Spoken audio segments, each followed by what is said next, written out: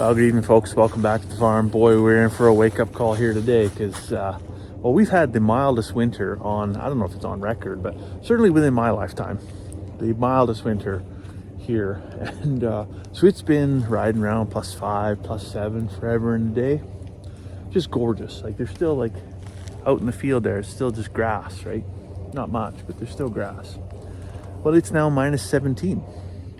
And I'm out here doing chores with the headlights of the vehicle just to give me some light.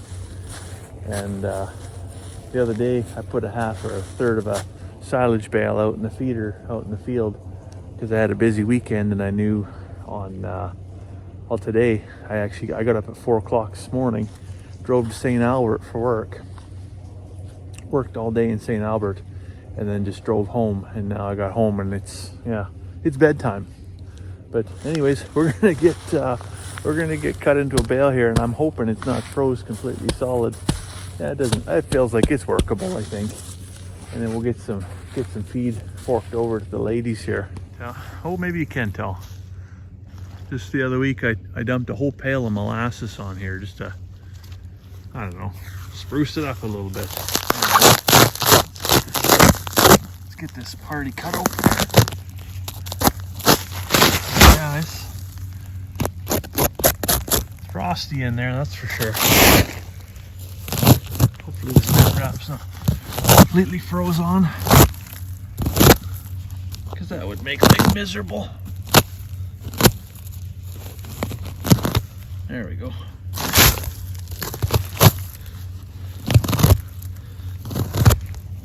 This is presenting itself as a real challenge to get this frozen net wrap off of here. And I mean it's cold for sure, but it's not like it's as cold as it's ever going to be.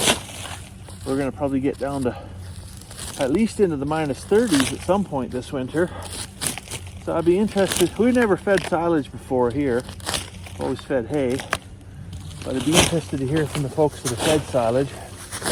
Is this net wrap going to be a real pickle? So I ran down to the brother-in-law's a couple weeks ago because I think they were going to,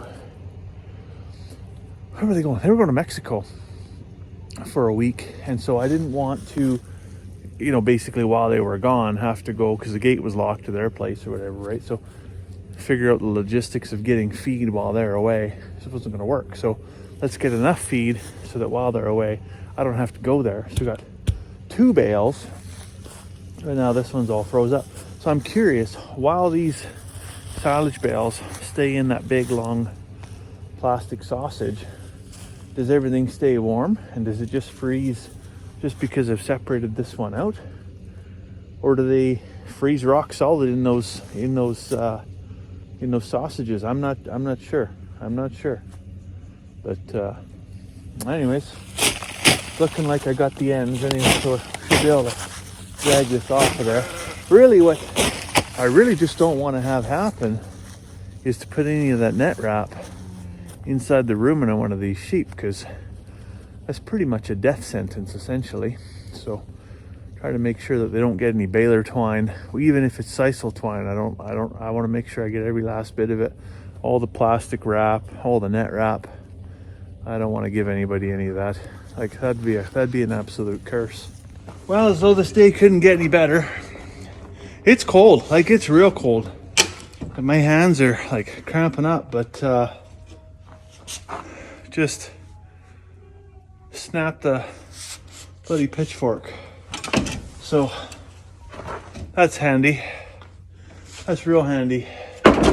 Trying to peel off frozen layers of silage, and the pitchfork snaps in half. So I'm gonna go find another one, try and get this job finished, but I might have to warm my fingers up first. All right, well, I got a new pitchfork, a big heavy duty. This is actually a manure fork, but it's gonna do one little fun thing. I found wherever I get to a spot like that where the molasses soaked all the way through, that bale is quite pliable.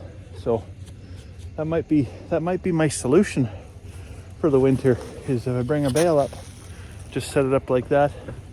I only put 1 pail of molasses on there, but I could probably stick 2 into that.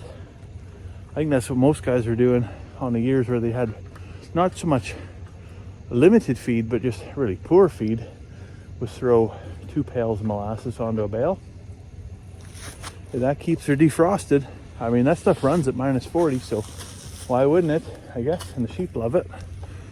So anyways, I'll struggle away to get this giant fork through this. The other side of the bale got no molasses, so it is frozen solid. My brother-in-law, actually, he said, you know, what do you think about just using a chainsaw? And I don't know if he saw a YouTube video or just the boys had nothing better to talk about at the coffee shop the one day, but he seemed to think that was a pretty brilliant idea for a frozen bale, is just go in with a chainsaw and just slice it up like a big cake and then toss over what you need to toss over. So again, if anybody's tried that, if that actually works, let me know in the comments. I'd be really interested to hear about that one, because maybe just maybe that might be a solution for a, you know, come out, cut it into 8 pieces or whatever, and then just every day you just chuck a hunk over kind of thing, and at the end of the week, well, I mean, you get a free day, but maybe you give them dessert one day, I'm not sure. But I don't know if I could cut the bale into 7 pieces too easily with a chainsaw. I'm not that good at geometry. All right, so that's evening chores done. First real chilly night of the year that we've had all year. That was less fun than I remember it being, but that's okay. I mean, maybe that's why in past years I haven't been too keen on fork feeding. I just throwing a bale out into the field, but there's not enough feed to go around to do that this year, so fork feeding it is. Chilly fingers it is. So I'm gonna go inside, fetch up a cup of tea, and I think, because tomorrow's the 1st of December, that means I probably should dig out some advent calendars for the kids.